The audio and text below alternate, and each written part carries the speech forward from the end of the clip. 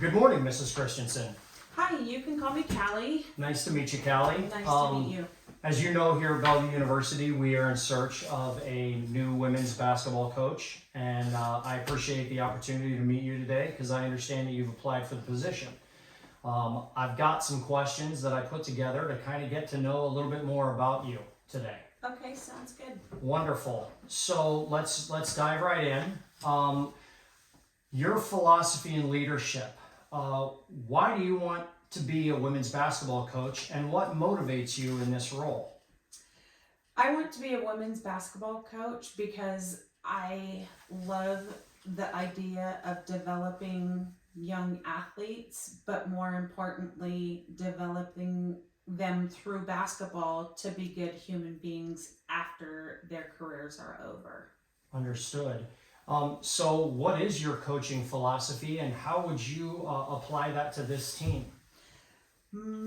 My philosophy is based on 3 principles, and that is accountability, effort, and growth.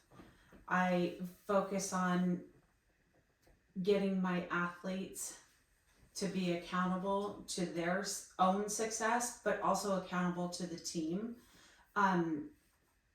Their effort level has to be 100% and focused on the team dynamics rather than just worrying about themselves.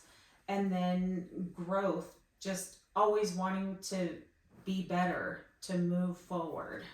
That's good. So growth is something that's part of my next question.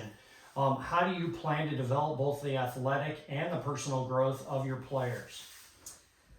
Well, athletically, through skills, going back to the basics, honing in on what they're good at, and just really building off of that.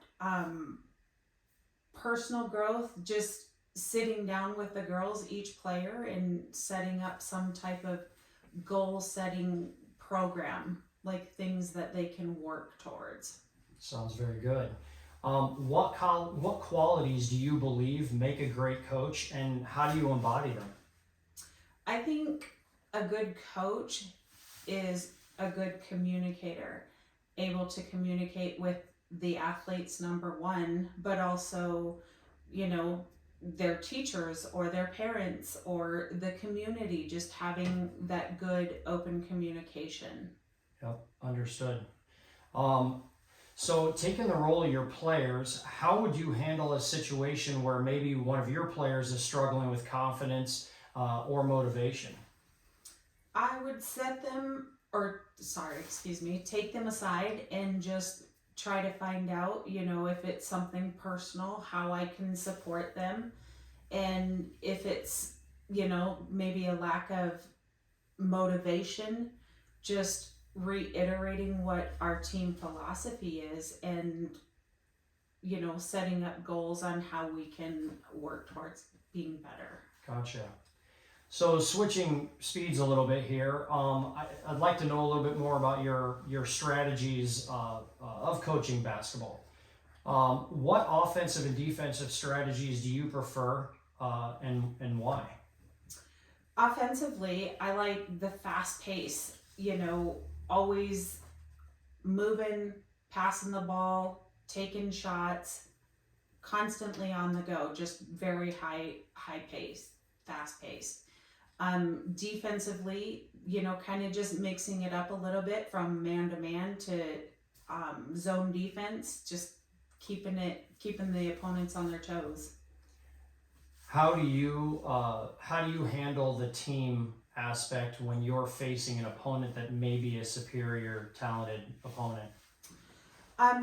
Just focusing on their weaknesses. If they're a fast-paced opponent, then to slow the game down and just make them play our game. And then just kind of mixing it up, trying different things to get them off of their game. Sounds good. What drills and training methods do you believe are most effective for skill development? Kind of anything that mimics live games, something fast paced and shooting different areas of the court to mimic how you would be in a game situation. Understood. How do you structure a typical practice session? I would do warm ups and stretching, just to prevent any injuries, do live game, and then just focusing on team dynamics, running plays, things like that. And then afterwards, just kind of going over with the group and looking at what we did good and maybe looking through some film, just kind of a cool down. Gotcha. So here at Bellevue University, strength and conditioning has always been a big part of our student athletes. How would you use that, and how would that play in your program? I think strength and conditioning is very important, obviously, for the injury aspect, but you want to be able to have your players performing at their top level. And that goes back to the type of work that you're doing to your body, getting it prepared for competition. Yeah, I understand and agree. So looking at the culture of your team, how do you plan to establish a good team chemistry and create a positive culture? Just doing a lot of team building activities. In my previous teams, we've taken team trips prior to the season starting just to work on those team building activities and just getting to know each other on a more personal level, just building that trust and, getting them to gel.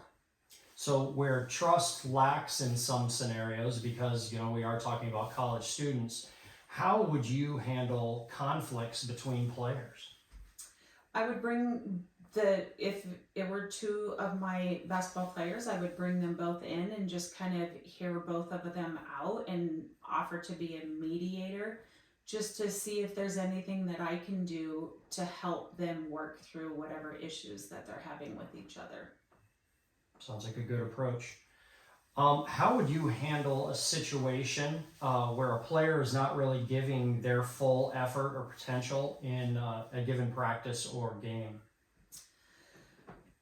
Pull them aside, kind of approach and ask if it's something personal, again, that they're going through and how I can support them if it is. But if it's a matter of, they're just being lazy and they don't want to come to practice and not giving it 100%, I'm going to reiterate what our team values are, what we expect of our players, and how we become champions and, work as a team. Everybody has to do their part. That's non-negotiable. Wonderful, thank you. What is your approach to balancing playing time between starters and bench players? Everything's earned on this team, and my bench players have to understand that they're expected to come in a game if I need them. So everybody has to be on point. And because everything is earned, the potential or the possibility of them moving into a starting position is always an option. So just keeping them motivated, and focusing in, increasing their own personal skills, and hiring their basketball IQ just makes them, kind of like fight for their positions. No. Understand the value in that. So setting team goals, how would you measure the success of your team kind of beyond wins and losses? I think, just personal growth out of all of them. Are they working together? Are we playing more cohesively? Whether we're winning or not, I want to see that we're not out there on the court arguing with each other or mad at each other because someone didn't make a shot. But also just having the girls, learn to rely on each other and just build that chemistry where they're teammates, and it's a one team. Yep, understood.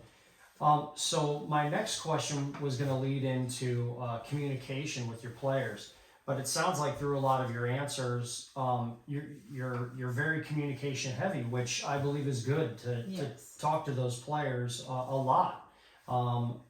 They get their feedback from you, and it's only through that communication that they're going to know exactly what their expectations and where they stand with you. So I commend you on that.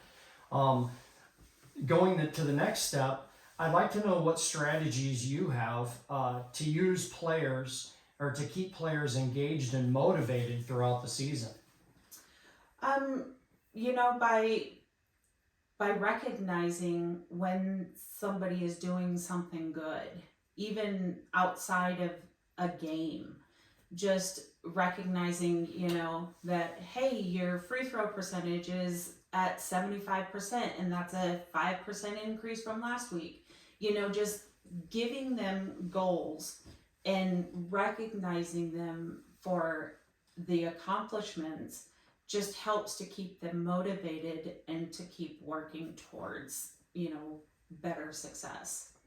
Very good. So how do you approach coaching players at different skill levels? How do you get them to practice and to play together? I think with players who are more advanced, I want to continue to challenge them. And with the players that might not be at that level, just to focus more on the basics. So they're increasing, their ball handling or their shooting, just being more individualized in that aspect. Very good. So as you know, Bellevue University is an academic institution. We take pride in the grades and the student athletes that will graduate here through Bellevue. How would you approach the academics and instilling those values of academics in your players? I think academics are by far more important than athletics are in an athlete's life. This is going to take them far and beyond the court.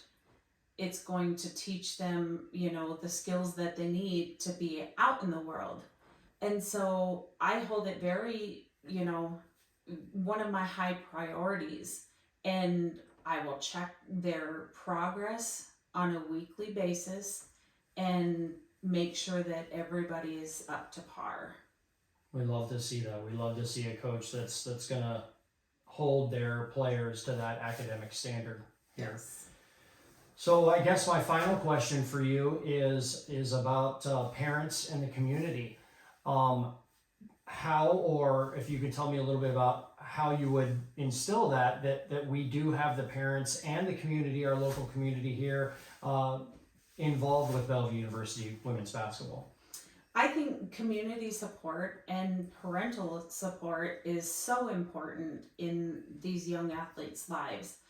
Like I said previously, I have an open door policy and I'm a communicator. So I'm going to reach out to the parents and, say, hey, do you have any concerns? Is there anything that I'm not doing that I can do better?